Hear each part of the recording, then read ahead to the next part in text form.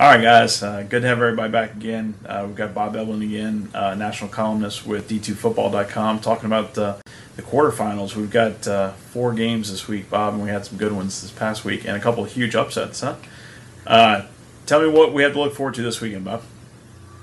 Well, it's 4 great regional finals, in my opinion.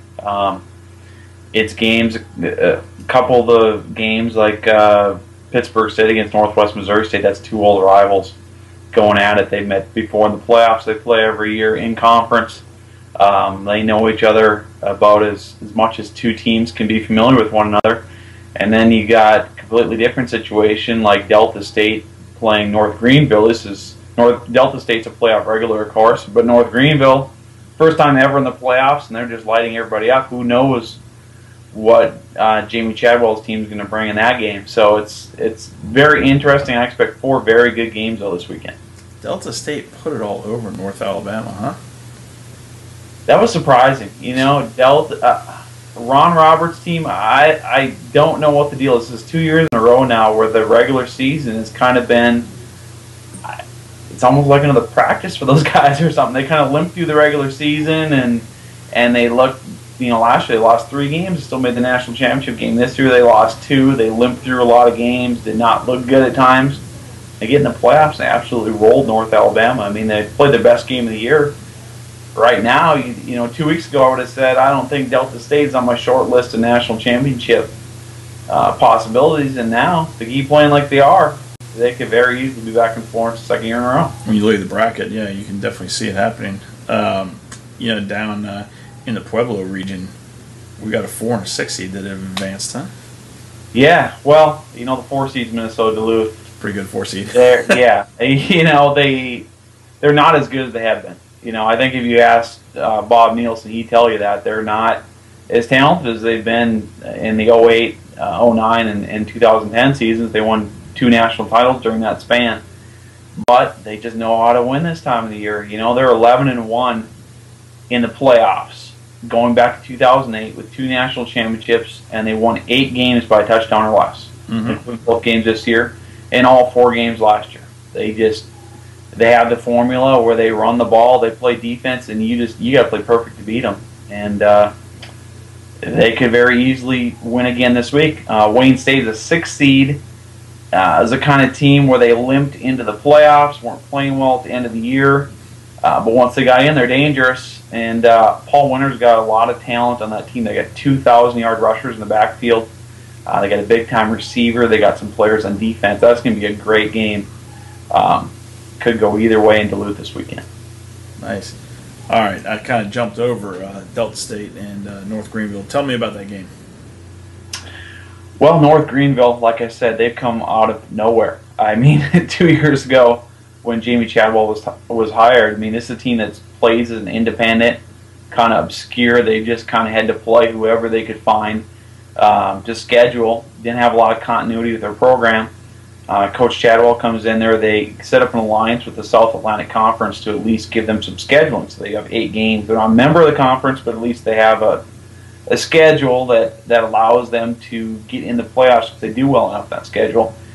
And they've just gotten on a roll the second half of the year. They have a Clemson transfer by the name of Willie Korn, who's the quarterback. They run a spread option offense, and they can really run the football, and then Korn just kills you about 5 plays a game with his arm.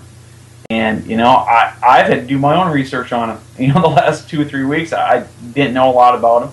They're just playing some great football. I expect them to give Delta State all they can handle this weekend. You know, from a coaching job perspective, we hear a lot about both of those names, you know, Ron Roberts and Jamie Chadwell. They're just kind of those names that people want to know more about. Right. It's an interesting game. I like it. All right, jumping over to Winston-Salem and New Haven. What do we need to know?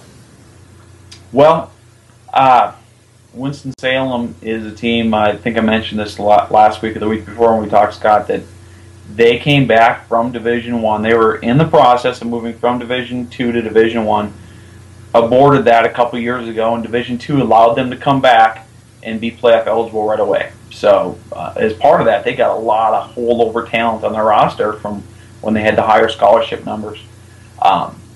You know, Coach Maynard has got that. They do everything well. They run the ball well. They throw the ball. They play great defense. New Haven, they're a program that's been reinstated within the last 4 or 5 years. They have a great quarterback by the name of Ryan Osiecki, who's a Louisville transfer, I believe. I think he's got the highest pass efficiency rating of any quarterback in the country. They're not as good a defensive team, but they can really throw the ball. And their quarterback has come through for them in the big games this year when they need to score a lot of points to win, like they did last week in beating Kutztown.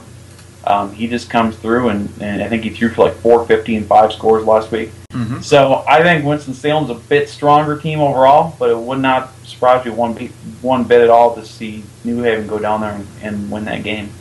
It'll be a good game. All right, you touched on Northwest Missouri and Pitt State. That's a big one. It always is. I was there. They played at Arrowhead Stadium in Kansas City. They play there every year during the regular season. And Northwest has had their number. Had Pitt State's number. They had everybody in the MIAA's number for, I think the winning streak was over 40 games at the time. Mm-hmm. Northwest came out and had a 28-6 lead at the half, and Pitt came storming back and won the game 38-35. Wow. And Pitt kind of catapulted from there, went on and won that conference outright. Northwest came in second. Both those teams, I mean, Tim Beck's done a great job getting that Pitt State program back on its feet. Both those teams are good offensively. Pitt's maybe a little bit tougher defensively, especially up front. But Northwest, they just know how to win this time of year. I mean, they won the region, Scott, 6 years in a row coming into this game. I think I counted earlier today, they've won the region 12 of the last 15 years. Nice. Believe it or not. That's making the semifinals of Division II playoffs 12 of the last 15 years, which is incredible. So, you know, it's down in Pittsburgh. It could go either way. It's really hard to bet against Northwest this time of year, though. Yeah, I hear you. You know, this time of year, you mentioned we're doing our Coach of the Year awards right now, and back 3 years ago, Tim Beck was our coordinator of the year when he was offensive coordinator. And, you know, people ask me all the time, you know, does this award work out for guys? I said, you'd be fascinated how many guys who get our awards move on, you know, become a head coach somewhere, or move up, you know, the position coaches move up to coordinator. I know it's worked out real well for Tim. I'm proud of, you know, happy for what he's accomplishing there at Pitt State. He's a great guy. All right, Minnesota Duluth and Wayne State. Well, like I said, Duluth is the kind of team they know how to win this time of the year. I mean, Bob Nielsen, in my opinion, is as good as it gets in Division II for having his team prepared, having a game plan, and just knowing what it takes to win, knowing what they need to do against an individual opponent each week to come out of there with a win. Now, Coach Winters at Wayne State has had his team prepared, obviously, the last 2 rounds of the playoffs. He's got a lot of talent on offense. It's really going to come down to whether or not Wayne State can stop the Duluth running game, because Duluth is just going to, I mean, they will run the ball 60 times. I mean, ideally, I think Nielsen would like to run the ball 55, 60 times and throw it about 10 if things work out how they want. So Wayne State's going to have to slow down their running game to get the ball back, A, and to keep Duluth out of the end zone, B, and to win the field position battle to have a chance.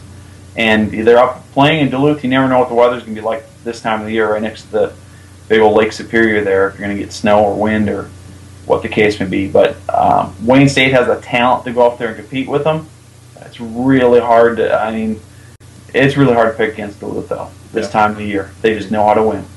I'm looking at who lost in last round in that region with Pueblo and Kearney losing. That's whoever comes out of this bracket is going to be tough to beat. Well, you know, Pueblo, I read some of the comments from John Riston after that game, and he looked at it as a chance for them to measure up. You know, that's a new program in their 4th year. They were playing Duluth. They knew Duluth was good. They wanted to see where they're at, and they found out they're 3 points short. And you just kind of tell he took a lot out of that game as to what they need to do as a program to get to the next step. And he makes no bones about the fact that their goal is to be a national championship caliber program. Yep. Which is, and quite frankly, I'd like to see more of that in Division II. You know, there's a few upper echelon programs. A lot of them, I think, are just kind of happy to be there, and it's really refreshing to see a program like CSU Pueblo in just their 4th year coming out and making no bones about the fact that they want to compete for titles. So that's great to see. I love it. 4 great games all Saturday.